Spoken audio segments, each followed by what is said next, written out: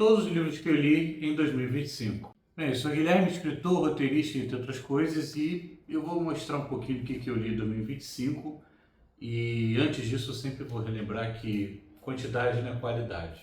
Eu não leio rápido, eu leio devagar, então eu priorizo muito as minhas leituras. Eu leio de manhã, eu leio depois do almoço, no final de semana eu dou um gás enorme para a leitura, por isso que eu chego nesses números aqui. E outra coisa importante salientar é o tamanhinho dos livros, né? Então, tem muito livro pequeno, que você lê ali em 2, 3 dias, de repente no final de semana você consegue ler. Então, não considere o número, importante que eu falar de cada livro aqui.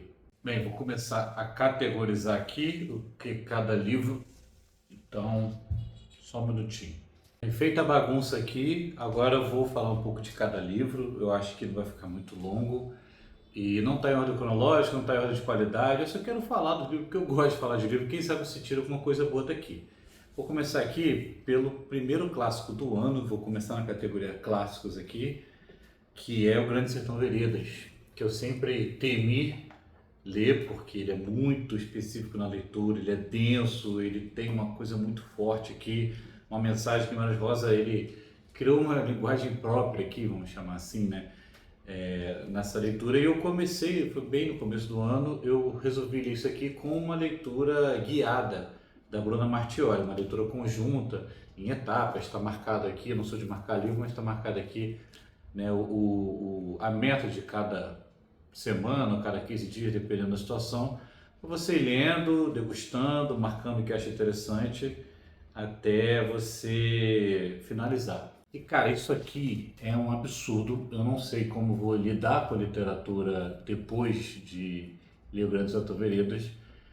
É o nosso épico, é o épico nacional, a história em si é um grande épico, uma grande surpresa no final e grandes reviravoltas de liderança. Aqui a história se passa no nosso interior, ali norte de Minas, sul da Bahia, e praticamente uma guerra civil, uma terra abandonada pela lei, em que diferentes grupos, né, não vou usar o termo cangaceiro, mas os grupos de bandidismo ali disputam poder, né, e no meio disso aqui está ouvindo Riobaldo contar a história dele, como ele conheceu o Diadorim e como isso foi evoluindo. Isso aqui vale a pena a dor de você ir pegando e doendo a leitura e errando e deixando passar uma informação, faz parte do processo da leitura.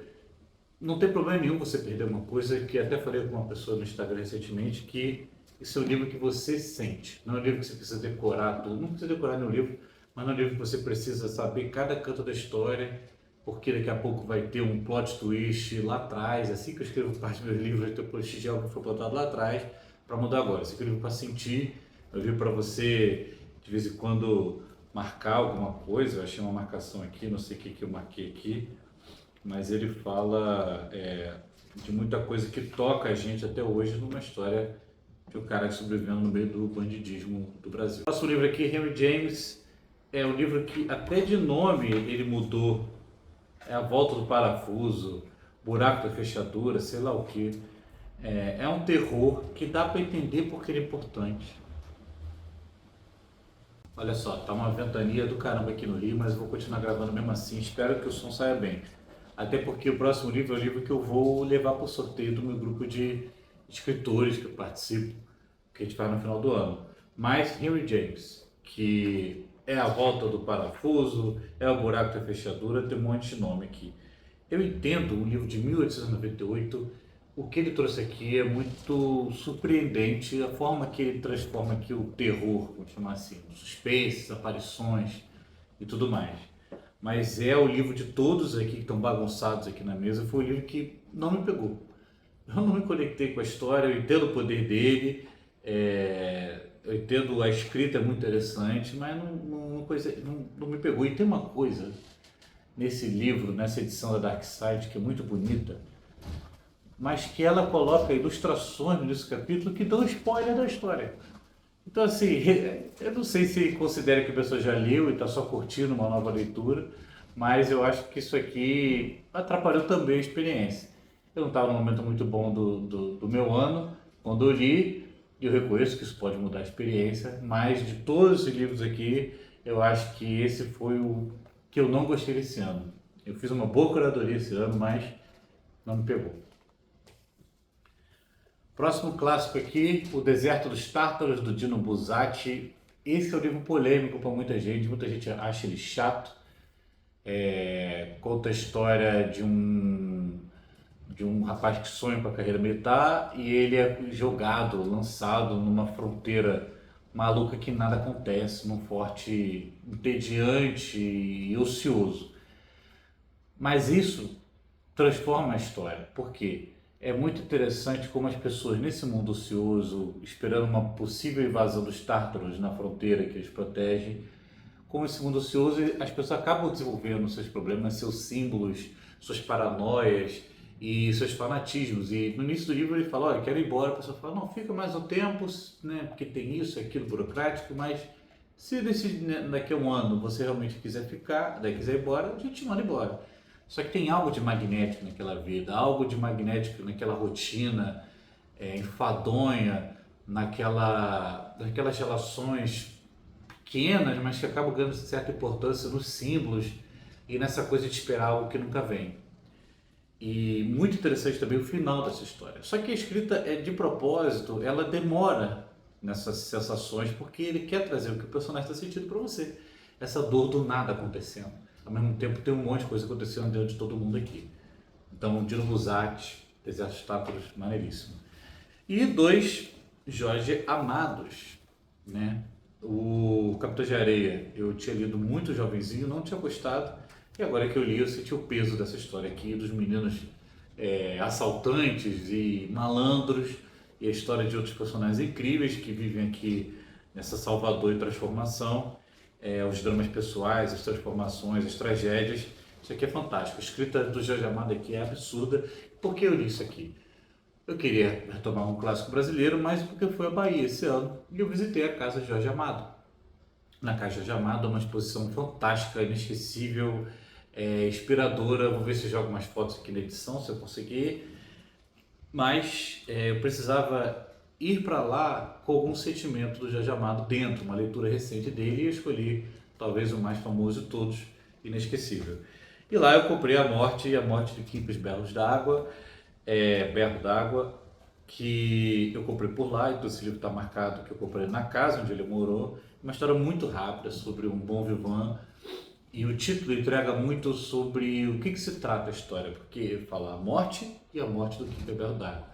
Quincas Berro d'Água é o apelido dele, era o cara beberrão, é um cara bom vivant. Em determinado momento da vida dele, ele tem uma carreira super importante no mundo burocrático, de repente ele resolve vir beberrão e morre em circunstâncias duvidosas. E a família e os amigos da boemia, começam a dividir aquele, disputar essa narrativa de quem foi esse personagem dentro, à sua maneira, né, durante o funeral.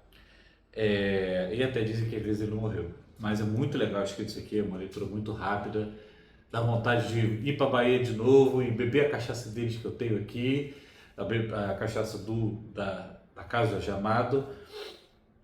E é muito interessante que isso aqui foi encomendado, se descobre isso na visitação. Esse livro aqui foi encomendado para ser um conto, um convite dele, está escrevendo outro livro no momento.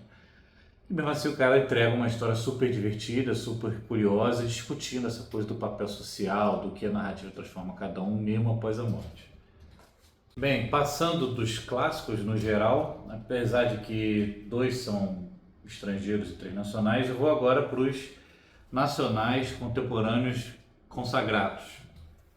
Então, começando aqui pelo Alto da Maga Josefa, assim como me encantei pelo que eu li com Guimarães Rosa, eu acho que o que a Paola Siviero faz aqui no Alto da Maga Josefa também é um cantador que tem que ecoar pela história. É super divertido, é uma fantasia no interior do Nordeste, é uma fantasia que absorve as nossas culturas, nossas lendas, ao mesmo tempo que conta a história de um bruxo, que tem vampiro e tudo mais.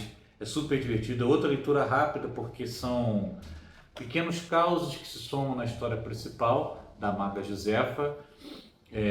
E é algo assim, a escrita dela é absurdamente divertida, é extremamente viciante. Talvez seja um dos livros que que eu mais devorei aqui, porque é muito viciante. Bem, a gente acompanha aqui a história do Toninho, que é o caçador de demônios, é meio que o caça-fantasma desse interior, um interior assombrado por muitos demônios, e acaba tendo que se alinhar por diversos motivos com a maga Josefa nessa missão de caçar as assombrações atrás de um objetivo maior. Mas assim, o próprio desafio de você escrever uma maga Josefa e um caçador de demônios chamado Toninho e tudo mais que acontece aqui, já traz um encanto. Todo mundo ao meu redor que já leu sempre elogiou. Eu finalmente decidi por comprar o livro e ler, e o que a Paula fez aqui foi fantástico. Bem, agora eu vou falar da minha amiga Carol Quiovato, uma amizade que surgiu literária nesse mundo aqui. Eu considero ela minha amiga, pelo menos. A gente dividiu as arguras, as dores de atravessar o Rio de Janeiro, da Zona Sul até a Barra da Tijuca, para a Bienal do Rio de Janeiro, e também as dificuldades alimentícias envolvidas no processo. Mas esse ano eu li 2 livros dela. O Árvore Inexplicável eu comprei na Bienal de São Paulo quando conheci a Carol, inclusive é um livro autografado, isso é uma honra. E foi lá que eu, a primeira vez que conversei com ela, e por várias coincidências, que não veio ao caso agora, eu me tornei também a pessoa que transportava ela para o evento, ao mesmo tempo a pessoa que dividiu essas dores. E no mundo literário, quando você divide as dores, é inevitável a amizade. Então, Árvore Inexplicável, eu li bem no início do ano, foi o primeiro livro do ano, isso eu sei, e é muito latente o contexto que ela escreveu aqui. Nesse Brasil que ela descreve aqui a história, nesse Brasil que descreve aqui a história da Diana, que é uma menina muito especial, com uma conexão com a natureza. A escrita da Carol é muito fluida, então você acaba passando por esses assuntos muito, de forma um pouco mais leve, mas é inevitável você ser alcançado aqui pelo contexto da Covid e pelo contexto da destruição do meio ambiente que o Brasil vive, e principalmente nessa época aqui que ela escreveu. Então, é uma história que acompanha muitos personagens, eu vi nessa trama totalmente ligada à questão do meio ambiente, à conexão do ser humano a isso, mas ao mesmo tempo tem esse peso maior na história, na escrita. É uma escrita que de repente você vai, depende de como você viveu a pandemia, você pode sentir um pouco mais, mas confia que ela vai te levar a uma aventura incrível, que dá vontade de visitar todos os parques do Brasil procurando a Árvore Inexplicável. E o outro da Carol Quiovato que eu li, Sense8 nível 5, uma ficção científica completamente distante da Árvore Inexplicável, mas que eu também tenho autógrafo, mas aí já foi na Bienal do Rio, mas que, não, na verdade eu comprei com ela, mas enfim, tudo bem. Mas que te leva a uma aventura também super ágil, os capítulos são curtíssimos, a ficção científica tão ligada à capacidade e à valorização do conhecimento. Então, uma aventura muito maneira, que ela já te joga no início, já no meio da correria, você tem que pegar no meio. Eu gosto desse tipo de escrita. Então, mas completamente valorizando o conhecimento, novamente nessa escrita encantadora dela. Então, é inesquecível. Outro nacional, Paula Febre, Vermelho, que eu tenho uma relação especial também porque ela foi minha professora esse ano. Fiz a oficina de escrita dela, da análise, da coisa, da conexão da escrita com a psicanálise. Foi extremamente desafiador porque me tirou do lugar comum. A oficina dela trata a literatura de uma forma diferente, muito inspiradora, muito mais livre do que as fórmulas que a gente tem que aprender na escrita, mas que são fórmulas que são tão repetidas nas oficinas que você acaba se entediando depois de um tempo. Você sempre aprende alguma coisa, mas você já sabe o que a pessoa vai trazer ali. E aqui no Vermelho ele traz vários contos aqui, uma pesquisa que ela fez grande no mundo do BDSM. Não quero dar spoiler, mas é violento, é sexual, não é uma literatura para qualquer um que não esteja preparado, com o estômago um pouco mais forte para isso, mas é um mergulho incrível na psique humana e como ela lida com essa coisa do fetiche, da fantasia, do estilo de vida. Isso também é discutido aqui. Então, muito legal, fora que essa capa é absurda. Trilogia do Santo Guerreiro, Roma Invicta, do Eduardo Spohr, de Império do Leste e Ventos do Norte. Novamente, né, eu estou percebendo um padrão aqui. Eu tenho uma relação muito bacana com o Eduardo Spohr, ele foi um professor, um grande incentivador, uma pessoa que eu troco ideia sempre. E eu não tinha conhecido ainda Santo Guerreiro, tinha lido a Batalha do Apocalipse, não tinha conhecido Santo Guerreiro, ele estava para lançar o terceiro nesse ano, ele lançou o terceiro esse ano, e eu comecei lendo Roma Invicta nesse do ano, e antes do lançamento eu terminei Império do Leste para poder ler o Vento do Norte assim que eu recebesse em casa depois da pré-venda. Eu não sou o maior fanático sobre ficção histórica, não sou, mas quando ela é boa, ela é muito boa. Então, é o que eu falei, eu acho que eu falei para ele, se eu não falei para ele, que esse livro tem gosto, tem sabor, sabe? Tem cheiro, tem textura. Você tá em Roma, na Roma decadente, na Roma se dividindo, no Império Romano indo para o caminho da autodestruição, enquanto a religião católica estava se embranhando por esse mundo até chegar finalmente no domínio que ela tem há tantos anos. E acompanha a história, um dos caminhos, uma das correntes históricas dos Geórgios, que em determinado momento na história foi convertido na história de São Jorge. Esse aqui é o Geórgios palestino, existe a discussão do Geórgios da Capadócia, mas o importante aqui é que você mergulha nessa história de um jeito assim, no nível do detalhe, do que eles comiam, vestiam, nas dores,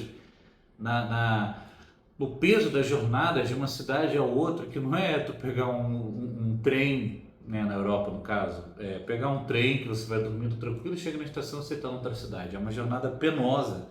Então imagine isso no contexto imperial de um soldado que vai ascendendo e também vai sendo destruído, ao mesmo tempo que ele lida com o fantasma da uma religião que ele, né, ele aprende, ele nasce, ele entende, ele é ensinado a odiar, que é essa seita do catolicismo que eles enxergam na história, além do fantasma do que aconteceu com a família dele, que eu não vou dar spoiler porque é um dos ápices do primeiro livro.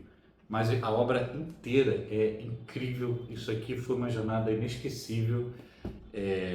Eu não sei, eu sempre vou recomendar qualquer um que gosta de história para ler isso aqui, eu sempre vou recomendar qualquer um que gosta de épicos para ler isso aqui, eu sempre vou recomendar isso que gosta de grandes jornadas de transformação para ler essa trilogia. O que ele fez aqui está marcado, é histórico, vai ser reconhecido com o tempo. E agora já quero saber o que ele vai escrever a seguir. Agora eu vou para os internacionais. Começando com O Ketsu, Casos Estranhos, um dos livros da moda desse ano, um mistério que envolve um pouco a arquitetura e tudo mais.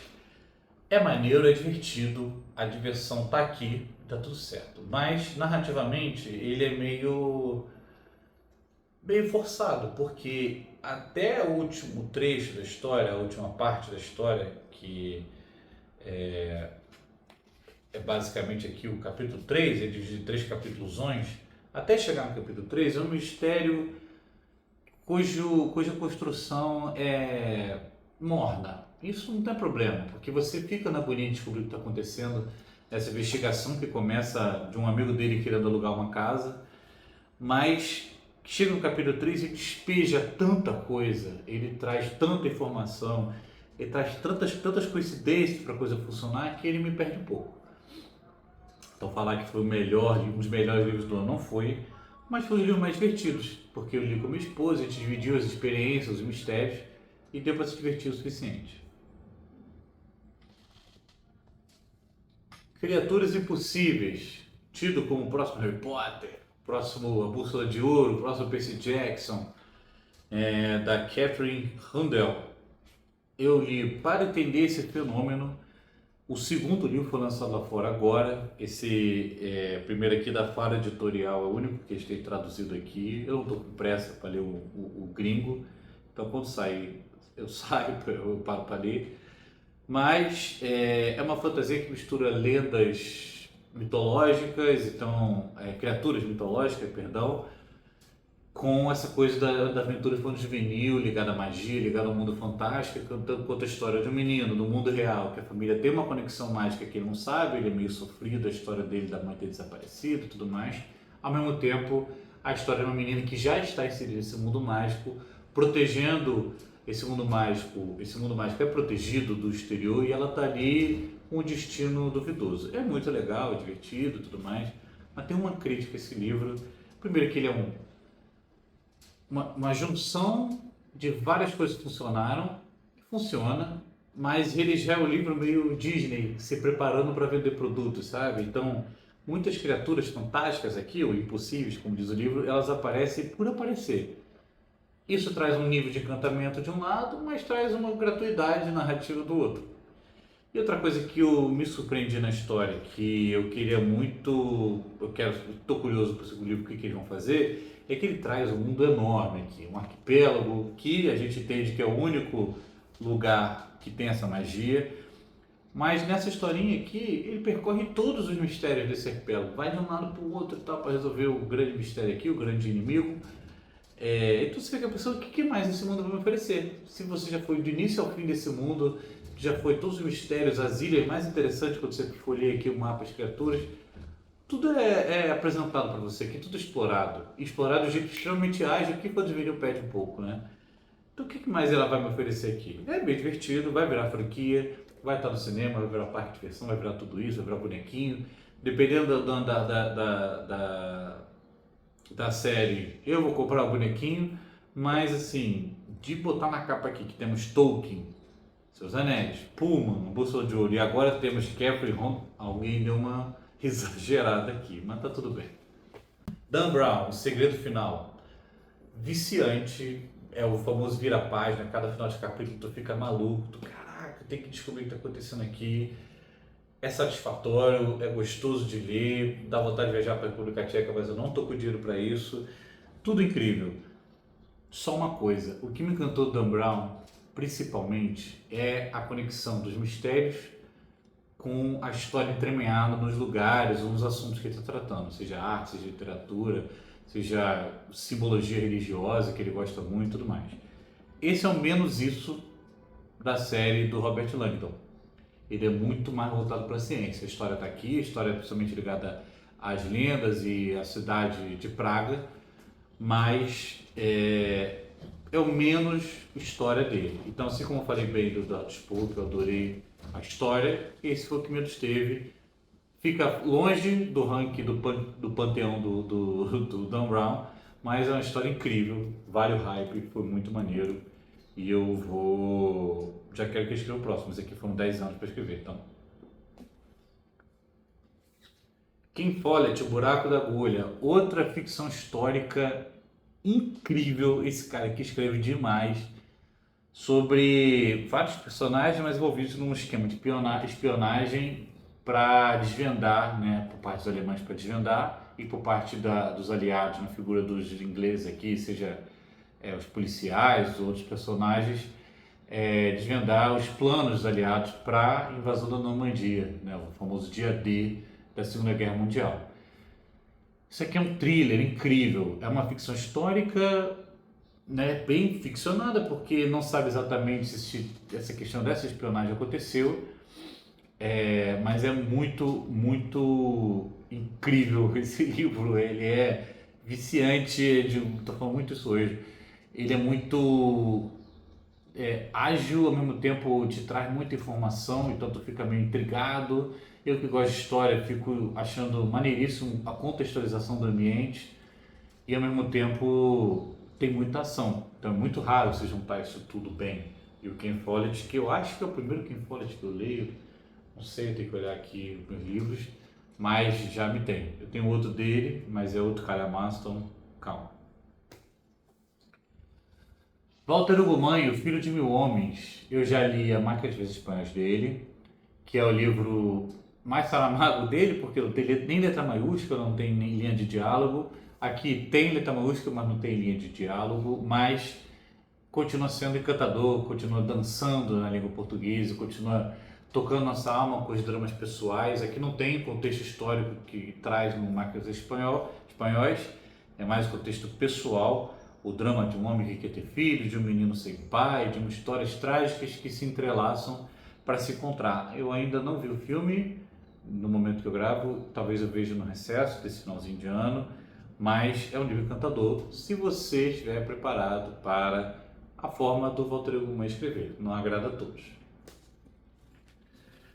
E a trilogia que a gente tem até agora, que saiu pela Aleph, do Diário do Robô Assassino, que são o Alerta Vermelho, Condição Artificial e Protocolo Rebelde. Nesse momento estou vendo a série é bem legal, porque ela complementa a experiência, mas eu recomendo ler os livros primeiro.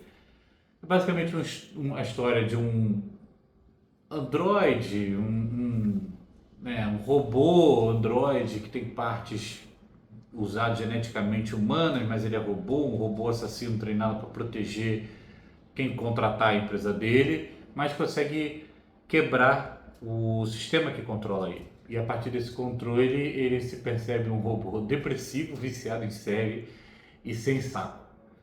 Só que, ao mesmo tempo, ele tem dúvidas sobre o passado dele que a empresa apagou no cérebro.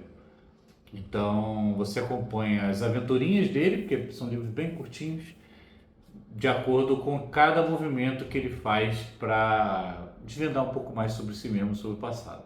Também tem um pouco do teor de você olhar o comportamento humano, mesmo no futuro, que a gente dominou vários planetas, tem uma confederação galáctica e tudo mais. Você vê o olhar externo do ser humano, o comportamento humano. Isso é bem poderoso aqui, fora a escrita super bem humorada da Dona Marta aqui, que é muito legal. Indo agora para não ficção, começando aqui com Rosa Monteiro, O Período de Estar Lúcida. Nunca li uma ficção dela, nunca li nada dela, a primeira coisa dessa escritora que eu leio. E ela fala um pouco da psicologia, neurociência, questões de saúde mental conectadas ao mundo criativo. Eu gostei muito, tá? Muito interessante para quem escreve, para quem gosta de arte, para quem vive de arte, quem tem essa conexão. Você descobre um pouco sobre a vida dela, sobre os estudos dela e a conexão daquilo com nossos próprios processos. Eu aprendi sobre o meu processo criativo, meus processos criativos, lendo, ela falando sobre os dela e de outras pessoas. Só dá um asterisco aqui, porque ela faz parecer que quanto mais sua mente for perturbada por questões médicas, questões psicológicas, psiquiátricas, não estou diminuindo as questões mentais que ela comenta aqui, mais você será disruptivo e criativo. Eu acho isso perigoso, acho isso talvez uma glamorização que a gente não está podendo ter no mundo que esse tipo de programa que mais se prolifera entre as pessoas, principalmente os jovens. Byung-Chul Han, Sociedade do Cansaço. Só de olhar eu já fico com peso no coração, mais pessimista do que nunca, de como nosso mundo está degringolando, dessa coisa performática, dessa coisa do parecer ser, da ditadura da felicidade, do quanto a gente é controlado pela positividade, né? Nós temos sempre que ser positivos, alto desempenho, mostrar que a gente está bom, e a gente acaba se tornando vídeo nós mesmos de conversa. Como o livro Coordenação da Memória, mas não estou fazendo marketing aqui hoje, que a pior coisa que acontece com a gente é quando a vigia, o controle está dentro de nós mesmos, porque uma coisa são câmeras, aparato policial, um regime ditatorial. Outra coisa é quando os nossos ditadores somos nós mesmos. Para nos encaixarmos no mundo dos outros, nós temos que desempenhar certas coisas que não fazem bem necessariamente, que não dizem sobre nós o que realmente somos, que a gente realmente gostaríamos, mas a gente acaba sendo atropelado por essa realidade e ficando cansado. É um livro que eu vou voltar, é um livro que eu marquei muito, é um livro que extremamente importante. Eu já ouvi 1000 pessoas falando sobre ele, mas a experiência de ler, de encarar a linguagem dele, às vezes que ele vai e volta de referências e tudo mais, é transformadora. Então, vamos lá. Michel Conforado, Coisa de Rico. Foi o último que eu li nessa leva. Agora que eu estou com o Brandon Sanderson, foi o último que eu li esse ano, que é um antropólogo estudando os hábitos dos ricos brasileiros e analisando os seus símbolos, seu comportamento, a fórmula e a fórmula que eles transformam e criam e entendem deles se afastarem de quem não é rico, e a cisão dentro dos ricos, que são os novos ricos, e os ricos desde sempre, que é um termo que eles usam muito aqui, old money, new money, e o resto da sociedade, os comportamentos, os sofrimentos deles, a forma de se transformarem cada ritual, cada encontro, numa dinâmica de poder até violenta, para se diferenciarem e para não deixar ninguém entrar. E a escrita do Michel Conforado é sensacional, fantástica, absurda. O que ele faz aqui na escrita dele, parece que eu estou lendo não é igual, mas parece que eu estou lendo crônicas de um Fernando Veríssimo, me divertindo, mas ele coloca coisa em antropologia, coloca a gente para pensar o comportamento humano e o nosso. Então isso aqui é ouro. G.C. Souza, Elite do Atraso. Esses dois livros aqui, esse e o próximo, são muito importantes. É o seguinte: todos os outros também, obviamente, mas quando se trata diretamente de política, ou se trata diretamente de país, de governo, de Estado, é muito importante a gente saber qual é o filtro da pessoa, saber qual é o viés, para poder trabalhar em cima deles e estudar, e ler, e absorver o que está sendo dito aqui, entendendo o viés. Então, assim, se o cara é muito de esquerda, se o cara é liberal capitalista, se o cara é comunista, se o cara é social-democrata, se o cara é conservador, liberal e tal, não sei o que, trabalhista, você sabendo esse viés, pegando as informações deles e passando por esse filtro, você pega muita coisa. Então, é outro estudo das elites aqui, por um outro caminho do Michel, a construção histórica das elites, a forma que as elites se consolidaram, a dinâmica de poder, a influência deles na política, a forma que se molda a política na visão de G.C. Souza, é muito rico. É um livro importante, não importa o seu viés, para você entender um pouco sobre a história do seu país. Depois você confronta com outros livros, inclusive livros que eu posso recomendar nos próximos vídeos, e aí você bate e transforma isso para sua mentezinha, na sua caixola. E China, o socialismo no século XXI. Poxa, o socialismo no século XXI, tu acha que vai entender o viés político, comportamental e geopolítico da China, incluindo a economia. Só que o que tem aqui, apesar de falar muito, né, o que o Lee Jabbour e o Alberto Gabrielli fazem aqui, apesar de falar muito de política, sim, é um economês extensivo, eu nem usei o termo errado, extenso, intensivo e forte e com milhões de referências, porque os caras são acadêmicos incríveis no campo dos estudos deles, mas acaba ficando cansativa a leitura para quem não é do ramo. Eu enfrentei o livro até o final, aprendi muita coisa sobre como a China se enxerga, porque eles conseguiram estudar de dentro isso, como o mundo está lidando com essa China e como a China está lidando com esse mundo. É extremamente importante para entender nossos tempos e os próximos tempos que estamos por ver, entender muito dos preconceitos que são construídos em cima de certos temas e também, novamente, olhando pelo viés, quais são as narrativas utilizadas para defender o que acontece na China e outros sistemas socialistas do século XXI que a gente tem, ou melhor, voltados para o socialismo, que é um termo, talvez seja o termo mais importante que tem aqui na China. Quando você, nesse livro da China, você parar de transformar ideologias como algo estático e como um caminho, uma fluidez, uma forma, um norte de países, que os países têm, que os regimes políticos têm, e como eles vão construir esse caminho, mas não você taxar que isso aqui funciona ou não funciona simplesmente pelo rótulo. Então, isso aqui é um livro muito importante se você quiser discutir os nossos tempos. E por último, e não menos importante, eu falei da Carol Kiovato, da Paula, que tem uma relação, uma amizade, mas os livros dos meus amigos de jornada literária. Diferente da Paula e da Carol, nós estamos ainda galgando algum caminho, tentando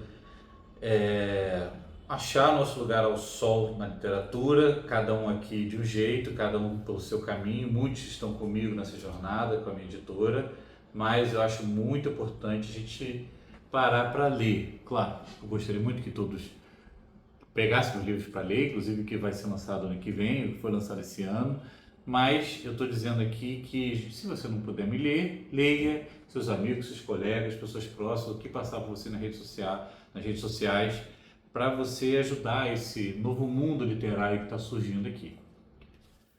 Vou começar aqui pelo João Mazari Gouveia, meu amigo aqui do Rio, dos Escribas da Cinelândia, falando de Daioh, a Lâmina da Sabedoria, que é um livro juvenil, jovem, não é infantil, infanto-juvenil de repente, não sei classificar, sobre uma princesa que faz uma longa viagem com seu tutor, seu mestre, que é o leão, apesar dela montar aqui, a relação deles não é de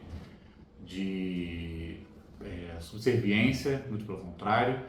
E nessa jornada para a Ilhagem da Tia, ela vai vivendo desafios, amadurecendo e aprendendo um pouco sobre si mesma, sobre como ser uma rainha, como aprender sobre a vida. É uma escrita tão gostosinha, tantos símbolos interessantes. Olha, o que João fez aqui é muito incrível. Eu acho que isso vai rodar ainda a mão de muita criança e muito adolescente que precisa ser incentivado a ler. Meu amigo da oficina, da Paula Feb, que está ali, Luciano Guima, que é um cara já consagradíssimo no campo dele da comédia, mas que também é um escritor de suspense inacreditável. Eu fiquei angustiado aqui, esse livro aqui não deixa de respirar. É desnecessário o que o Luciano fez aqui, ainda joga umas piadinhas no meio. Então, olha, eu acho que é o primeiro livro dele, não tenho certeza, mas é um suspense maravilhoso aqui, que começa contando a história de um cara que é meio ferrado da vida, mas começa a lidar com um stalker. E acaba ficando violento, ficando surpreendente, assustador, ao mesmo tempo que ele consegue trazer umas certas piadinhas aqui. Tem muitas reviravoltas maneiras, a escrita dele é muito legal, então fica o incentivo aqui para ler o Luciano. Carne de Segunda, Verônica é Amada. O que ela faz aqui é algo que eu gosto muito da literatura. É uma escritora como nós aqui, tentando seu lugar ao sol. Ela já tem bastante coisa escrita, diversos gêneros diferentes, mas no que ela faz aqui, nessa distopia, é muito legal porque meu último livro, Nossa Memória, foi assim: a gente conta a história de distopia sempre o lado épico da coisa. Pessoas se envolvem em grandes revoltas e acabam talvez salvando o seu país, salvando o mundo, ou salvando sua pele em grandes aventuras. Mas a distopia acontece no entorno de pessoas que não vão fazer parte dessa trama. Então a gente acompanha a história de um relacionamento, um término, um ciúme, uma história sobre gravidez ou não, etc. Ao mesmo tempo que a gente vive num mundo que, por questões climáticas, pelo que eu me lembro aqui, as pessoas acabam comendo carne humana. Isso é tratado com naturalidade na história, lembro, não pela autora, dentro da história, desse mundo aqui, a forma como vê essa carne, o porquê das pessoas consumidas, o caminho, quem é realmente escolhido para isso e o desfecho dessa história são incríveis. Então, Verônica também fica a recomendação. Timbre Magistra Cuca Nunes, tem esse tio aqui, então eu quero dizer Nunes. É um amigo de rede social, de internet, espero conhecê-lo ao vivo. É um escritor muito talentoso. O que a gente gosta de Douglas Adams e outros escritores com humor, por exemplo, Terry Pratchett, ele tem aqui uma história de eu vou até ler aqui que é mais fácil. Aos 97 anos, Sigurd, um mago analfabeto e um tanto quanto evasivo, vive isolado da sociedade magista em sua torre. Só que após ouvir todas as histórias do mundo, ele vai procurar o Arauto da Verdade para concretizar certas coisas que acontecem aqui sobre o destino dele. É muito divertido, os personagens são mal-humorados, são ranzinhas, são bobos, são fortes, são intensos, são poderosos, então é uma loucura, uma mistura de magia com humor, com o idoso tentando lidar com a própria vida. Isso aqui é maneiríssimo. Eu li de férias lá na Bahia, como eu falei sobre quando eu estava falando do Jorge Amado. Isso engrandeceu minhas férias. Muito legal quando a história traz isso, né? Então fica a dica. Devotos, uma antologia, o primeiro livro lançado pelo selo Jiboia da Flive, que é minha editora, a editora Flive, que está se formulando, crescendo, criando selos para diferenciar certos volumes de gênero, para poder direcionar os escritores e os leitores nesse caminho. E Devotos é uma antologia com texto do Luiz Antônio Simas, Rafael Haddock Lobo, a Vlange, minha amiga também, que eu adoro o conteúdo dela aqui no YouTube, também faz parte desse livro, mas são pequenos contos, já são pequenos, mas são curtos, sobre esse contexto dos devotos, misturando São Jorge com as interpretações dele de matriz africana, o Xum, Ogum, dependendo do caminho que você segue. Posso estar falando uma besteira, apesar de ter um budista na minha família. E conversando muito sobre a realidade do Brasil. Então, muito legal que a maioria dos contos, tem conto futurista, tem um monte de contexto aqui, mas a maioria dos contos falam muito sobre o dia a dia das pessoas de fé, das pessoas com fé, lidando com a dificuldade de ser brasileiro. Então, Devotos, se você esbarra com esse livro na internet, se você esbarra com esse livro em eventos, vale a pena, você vai se emocionar, se divertir, se conectar um pouco dessa coisa que é muito brasileira, desse sincretismo religioso e desse sincretismo de povos. Então, muito legal. Ainda na pegada mais social que a Flive tem levantado, apesar de ser uma aventura que eu considero juvenil e fã juvenil, Odisseia Temporal de Thiago PHZ, é um livro que trata muito sobre histórias pouco faladas da luta racial brasileira, desde da escravidão até os dias atuais e no futuro que o Thiago traz aqui. Então, não vou dar muito spoiler, mas você acaba trafegando por diferentes momentos da história com esses diferentes heróis que muitas vezes são calados ou pouco ditos nas escolas, mas que têm muita importância até hoje no que pouco que foi conquistado nessa batalha do nosso país. Então, muito importante do Thiago. Contos de Lendi, que hoje está pela Editora Flávia, mas antes foi lançado independente, isso aqui é uma edição independente, Rafael Juque, meu grande amigo Rafael Juque, que o título já fala, Contos de Lendi. É um livro de fantasia? É um livro de fantasia. É um livro de contos? É um livro de contos. Mas qual o diferencial daqui que transforma esse livro em algo muito mais poderoso? Não é uma fantasia europeizada, totalmente europeia, apesar de ter espadas e tudo mais. Ele traz muito para as lendas indígenas, lendas das diferentes culturas que foram trazidas para o Brasil, foram abraçadas pelo Brasil. E o legal dos contos dele, que são diferentes tons, então você tem aventura, tem emoção, tem algumas construções de coisas que vêm por aí que eu estou sabendo, tem lendas, tem perdas, tem amor, e atualiza um pouco o gênero, porque ele não fica preso aos estereótipos, arquétipos, até são excludentes de muitas das fantasias. Então tem personagens de diversos gêneros, orientações sexuais, tem lendas de todos os meios. Isso acaba transformando com os Lendi em algo muito único do que eu conheço da literatura brasileira. Existem outros autores que eu consigo indicar aqui nos próximos, gente que eu conheço inclusive, mas muito raro. Vejo único, posso trazer o termo muito raro. E o que ele fez aqui, primeiro lançando independente e agora pela Editora Flávia, é riquíssimo e eu já quero um romance desse mundo, ele está me devendo. Carol Façanha, minha amiga recordista de todos os eventos que ela vai, Ilha das Nuvens Cadentes, uma amiga literária, amigaça, ela e o Álvaro são importantes na minha vida desde que eu os conheci, apesar de conhecer há menos de 2 anos, de repente, ou 2 anos, pouco tempo, considerando que a gente conhece pessoas, mas novamente, as amizades literárias têm uma intensidade inexplicável, porque a gente vive mais dores, a gente acaba por sentir muito mais conexão, uma conexão muito mais fácil. Mas aqui eu até brinco com ela que Percy Jackson, por que choras? Nesse mundo aqui, periodicamente, existe um desafio para seres humanos tomarem o lugar dos deuses, se tornarem deuses. Então, Pandora era uma humana, assim como os outros deuses clássicos da mitologia, mas ao mesmo tempo é uma história muito poderosa sobre maturidade, sobre amor e sobre relações pessoais. Então, o que é mais legal na escrita dela, que ela se posiciona muito bem, o papel das mulheres nessa literatura e o pessoal das mulheres nesse livro, ao mesmo tempo que traz uma aventura muito rica, um mundo muito rico, e dá vontade de comer ambrosia, ficar doidão igual as pessoas aqui. Muito legal, saudade de ambrosia, saudade de Carol. 7 centímetros, Natália Marques. Talvez tenha sido o livro que mais me emocionou nesse ano.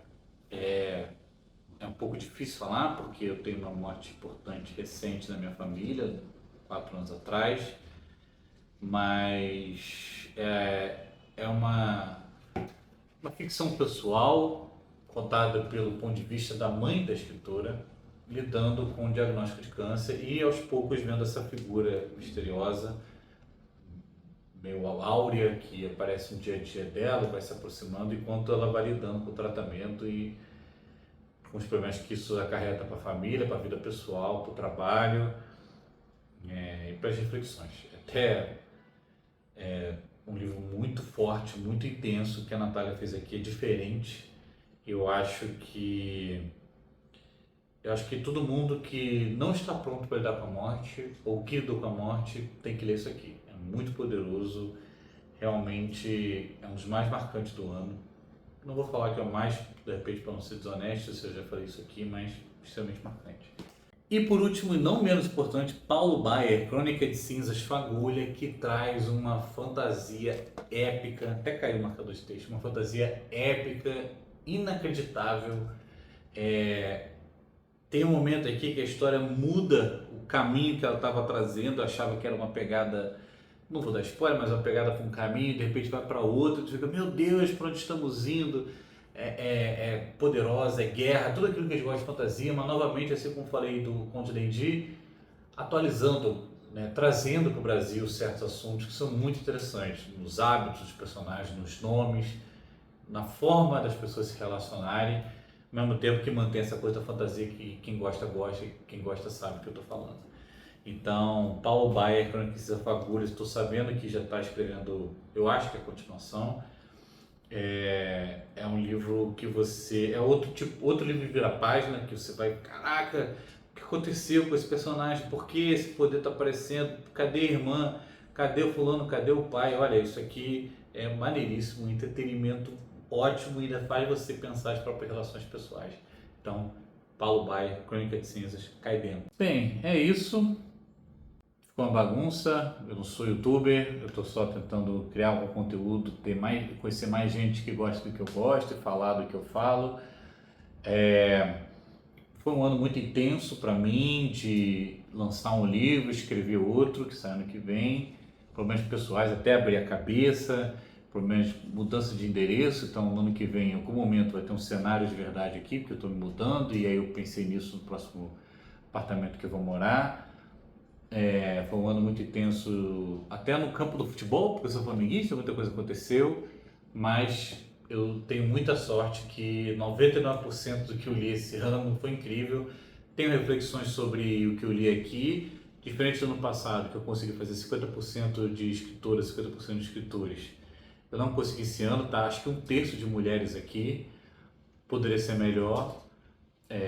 Busquei ativamente isso ano passado, esse ano busquei ativamente, mas muitas das coisas tiveram suas razões pessoais, às vezes, para eu ler. Não justifica, mas eu acho que é importante eu notar que tem essa falta, que eu tenho que procurar voltar e equalizar isso, que eu consegui em 2024. Geograficamente também eu variei menos esse ano. Em 2024 eu li Japão, Austrália, Cabo Verde, Chile, Argentina, México, Europa, Estados Unidos, muito Brasil. Esse ano eu fiquei meio Europa, muito Brasil. Eu me sinto muito orgulhoso de ter lido muito Brasil esse ano, mas faltou um pouco ter um Japão ali, mas faltou um pouco expandir essa literatura, senti falta. Mas muito feliz pela variação de gêneros da minha literatura, de trazer leitores iniciantes como eu, leitores consagrados, nacionais, alguns internacionais, botar um pouco de não ficção no meio, de ler também clássicos, não deixar de ler os clássicos, que o meu objetivo é tentar ler o máximo de clássicos possível ao longo da vida, mantendo equilíbrio com o contemporâneo, e até os livros mais divertidos da moda e do entretenimento, como esse aqui.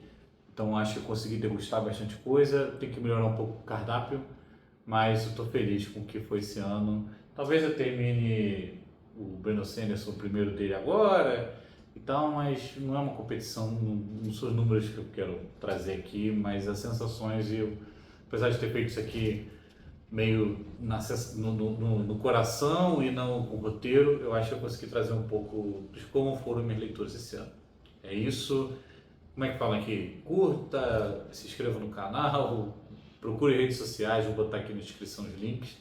Mas o mais importante é saber se você já leu isso aqui, se você já não leu, já leu algum desses livros, se você ficou curioso saber mais de algum deles, o que você me recomenda para o ano que vem. Valeu!